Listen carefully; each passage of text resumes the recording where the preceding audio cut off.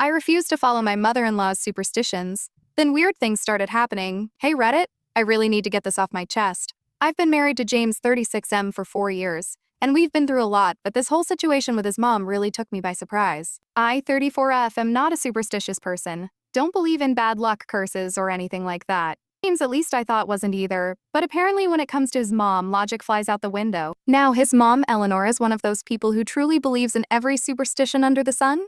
I'm talking about carrying lucky charms, avoiding certain days, and even having a psychic on speed dial. The first time I met her, she insisted on reading my aura by making me hold a crystal while she muttered over it. When I didn't react how she wanted, she gave me a stern warning. Be careful, your energy isn't right. Fast forward a while, and James and I bought our first house in New Orleans. It was an old place, built in the 1940s, and I absolutely fell in love with it. But the second Eleanor saw it, she looked like she'd seen a ghost. Did you check the house's history before buying? She asked wide-eyed. I told her it was just an old house, with a few owners, but nothing crazy. No murders or disappearances. Haunted, she said, shaking her head. I laughed it off, thinking she was just being dramatic. Well, a week after we moved in, Eleanor showed up unannounced. She barged into our home, holding a bundle of sage and a giant jar of salt.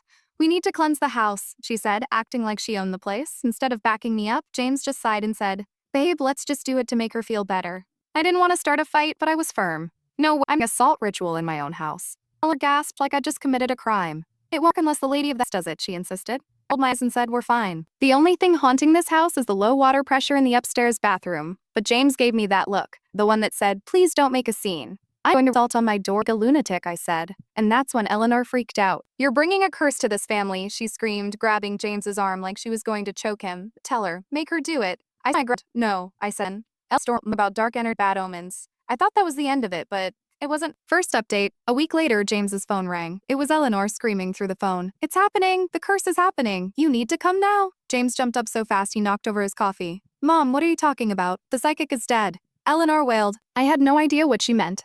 Apparently, she had been seeing the same psychic, Miss Clara, for over a decade. Convinced that Clara had warned her about the curse if I didn't cleanse the house and the family. I didn't know how to react, so I just laughed. I couldn't help it. So I just laughed. James shot a look and grabbed his keys. Let's check on her. I drove to Eleanor's house, and when we got there, she was sitting at the kitchen table looking like she had seen a ghost. Eleanor whispered, Jay's your wife refused the cleansing? I pinched the bridge of my. She was old, I said, it. She wasn't that old, she snapped. Then she went on listing all the terrible things that had been happening. Her cousin's son broke his leg, and a friend's cat died. This is the curse, she cried. This is the curse. James rubbed his face and muttered, maybe just do it now, just in case. I couldn't believe this was happening. No, I said firmly. But Eleanor wasn't giving up. She stood up so fast, the chair screeched across the floor. Then whatever happens next is on you. I was done. I had tried logic, but it wasn't working. So, I decided to play along in my own way.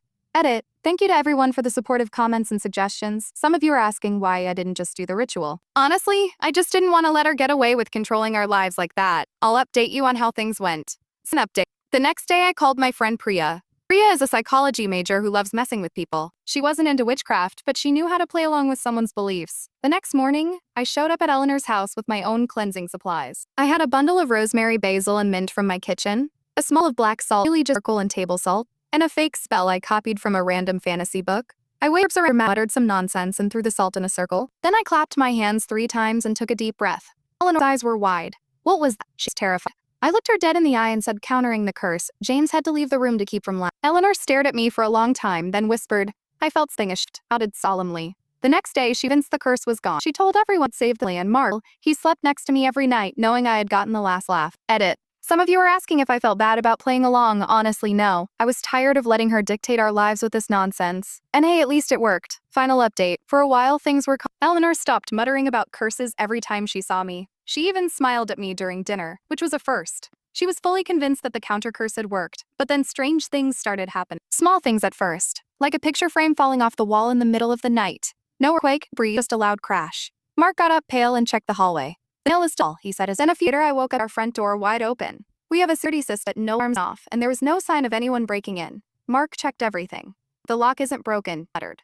It locked its. I didn't want to get Eleanor's paranoia, but something felt off. When she called me again, I didn't ignore her. She was breathless. I had a dream, she said. I saw a shadow in your house. I couldn't believe what I was hearing. But then when I visited her house, she handed me a small black bag. Put this under your bed, don't open it. I took it half out of curiosity, but that night everything got worse. I heard, and then, bang, things slammed against both jumped out of bed. Mark opened the door, and there was nothing there, just the sound of footsteps in the hall. Next day I opened the bag. Inside was a bundle of herbs, string, and something that looked like dried bones. I was furious. I went straight to Eleanor's house and threw the bag at her. What did you give me? She looked shaken. You shouldn't have opened it. I stared at her. It's a bag of sticks and dirt. Why would that do anything? She swallowed hard. Because it wasn't for you. She paused, then added, it was meant to trap something. If you opened it, you might have let it out? I was speechless. I didn't know what to believe anymore. All I knew was whatever was happening, it wasn't just superstition. It was real. Edit. Again for all the comments. This has been such a crazy ride. I'll be updating soon. Hopefully things don't get worse. Let's just say I'm keeping an eye on everything. Conclusion? After everything that happened, we packed up and moved out. We couldn't live in that house anymore, and Mark agreed. We sold it, and when the new buyer came to check it out, they reported hearing whispers and seeing shadows. We're back. For now, we're in a new place and everything feels calm. But sometimes at night, I still think it's over, but I do know one thing. I won't let anyone's superstition control my life again. Edit. Thanks for following my story. I'll let you know if anything else happens. For now, though, I think I'm done with the spiritual stuff for good.